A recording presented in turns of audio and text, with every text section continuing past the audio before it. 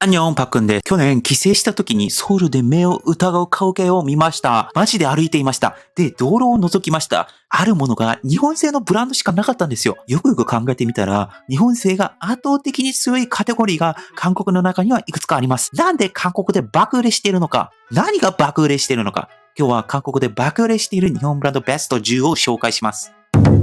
第10位はですね、コムデ・ギャルソンのカーディガンです。無言で語るセンスの象徴です。黒い服に赤いハート、目がちょこんとついたあのロゴが大人気なんですね。服で静かにアピールできるから人気なんですよ。これ良い値段するんですね。確かに1着で数万円くらい。韓国ではブランドの大きく叫ぶのは下品、小さく光るのが魔のおしゃれ。コムデのカーディガンは僕、左右太いです。かつセンスも良いです。という静かな自己紹介かもしれません。第9位はですね、無印良品ですね。生活雑貨系も人気なんですよ。代表的に人気なのが無印。静かな暮らしの代名詞になっています。収納ケース、アロマディフュージャー、乳液などが人気ですね。白、透明、記名、目に優しい、音のしない世界ですよね。韓国ではミニマリストな、かつ映えなインテリアが若者では大人気です。無印さんはそういう余白をくれるから疲れてますね。あえて主張しない、飾らない空白の美が刺さっています。第8位ですね。ちいかわグッズです。キャラクター雑貨も韓国で人気ですね。最近だと小さくて可愛いやつ。そう。ちいかわが今若者に愛され始めています。ぬいぐるみキーホルダー、スマホケースなどが人気ですね。小さい目に丸い体、潰れたようなほっぺ、うさぎ8割、ちいかわの3兄弟がリュックに机にスマホにぶら下がってる感じですね。あとサンリオ系も人気だったりします。韓国も日本も忙しさと孤独の中で少しの癒しを求めているちいかわみたいなキャラはただ可愛いだけじゃない。頑張ったり、泣いたり、無力だり、その姿が可愛いキャラとして自分そのものに見えるんですね。で、第7位はですね、アシックスのスニーカーです。スポーツ用品も人気ですね。特にアシックスさんは最近ファッションとしても注目されました。走るための靴から見せるための靴へ。韓国で実力派ファッションの象徴になっています。ゲール、カヤの14というスニーカーが大々的に人気らしいですね。メタリックなシルバー、分厚いソール、足元で光るパーツ的な感じです。韓国でナイキやアディダスの人気は昔からずっとあった。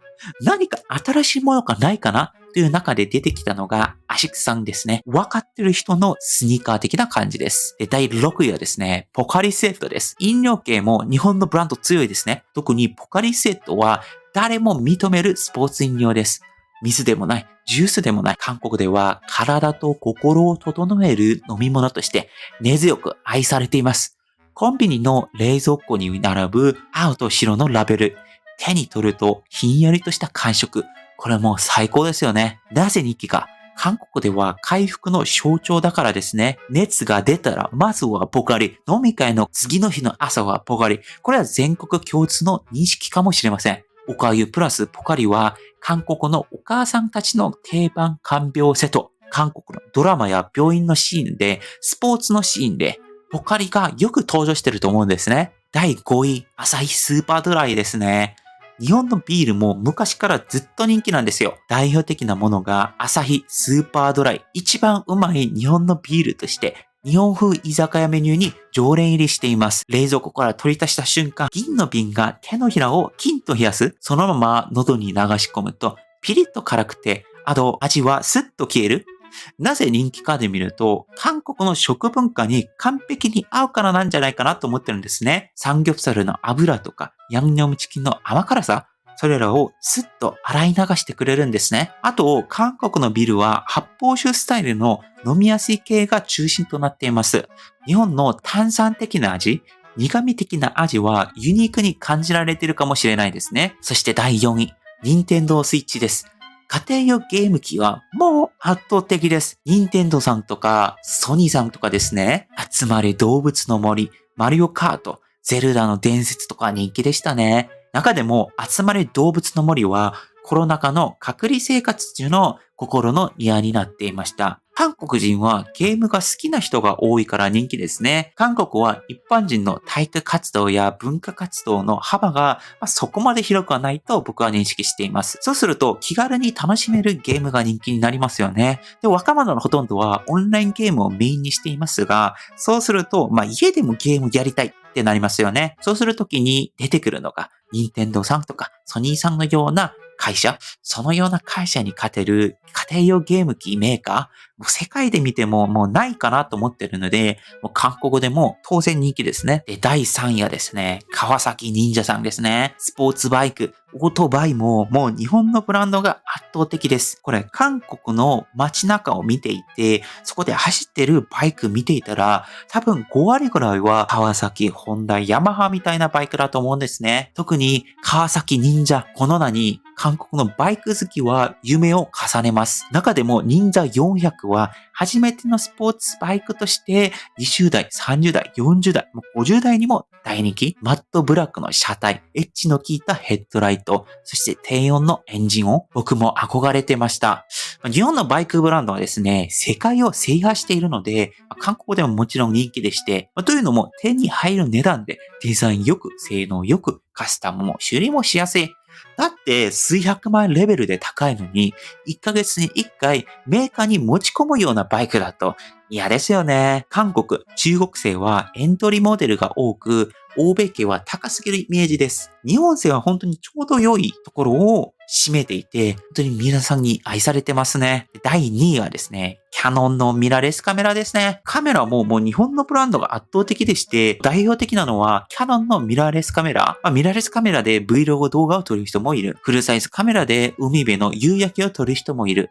日本のカメラブランドは全範囲の写真好きをカバーしています。キャノンさんは入門者が撮りやすいカメラにしてくれている。ソニーさんはプロの写真家のために機器の性能を極限まで引き上げている。富士フィルムさんは昔のフィルムカメラ完成を残してくれている。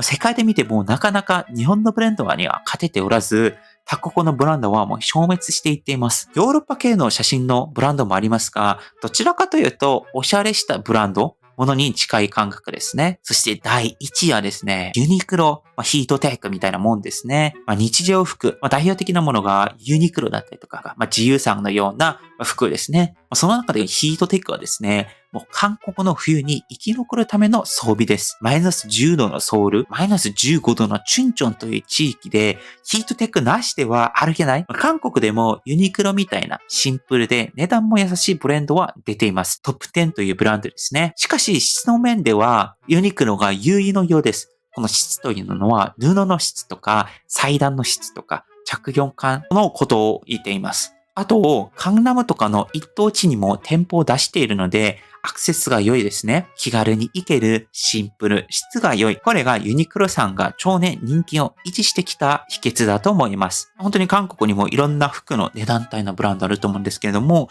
この1000円台だから5000円台の中ですと、ユニクロさん、自由さんが体感として2割ぐらいは占めてるんじゃないかな。本当に適当な体感ですけれども。ちなみにユニクロさんはですね、もう僕ヨーロッパ行っててもユニクロさんの店舗を見てたりとかするので、本当にたくさんの企業努力をされたんじゃないかなというふうに思いました。ニュースを見てるとですね、日本経済が低迷してるとか、もう昔とは違うとか、そんな声をたまに見たり、耳にしたりとかします。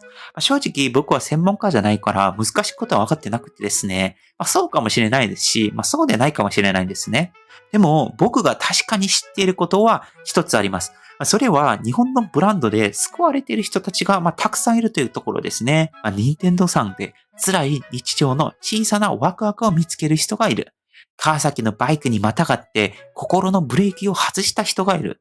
ヒートテックにくるまれて冬を乗り越えたおばあちゃんたちがいるかもしれない。だから僕は伝えたいんですね。この日常に染み込んでいる日本のブランドが世界中のどこかに飛び込んでいるということ。今日の誰かを支えている宝物になっているかもしれないということです。皆さんはこの話を聞いて何を思いましたか？皆さんが好きな日本のブランドありますか？ぜひコメント欄で教えてくださいね。今日も見ていただきありがとうございました。チャンネル登録と高評価でぜひ応援お願いします。以上、パックンでした。アンニョン。